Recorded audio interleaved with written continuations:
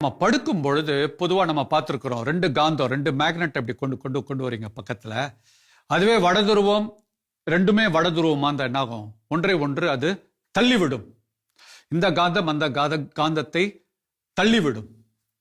நாம படுக்கும் பொழுது வட வட பக்கம் மட்டும், வடதுருவத்தை மட்டும் நாம் தவிர்க்க வேண்டும். ஏனென்றால் நமது தலையும் வடதுருவம், பூமியிலும் வடதுருவம், ரெண்டுமே வடதுருவமாக இருக்கும் பொழுது இருக்கிற அந்த காந்த சக்தி நமது மூளை இயக்கத்தை அது கோளாறு ஏற்படுத்தி கொண்டே இருக்கும். அதனால உங்களுக்கு ஆழ்ந்த தூக்கம் இருக்காது.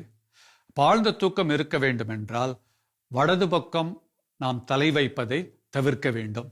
தெற்கு பகுதி சரி, ஆனா மிக சிறந்தது கிழக்கு மேற்கு இந்த திசையில் உட்கார்வதுதான் மிகவும் சிறந்தது. எந்த பக்கம் திரும்பி படுக்க வேண்டும்?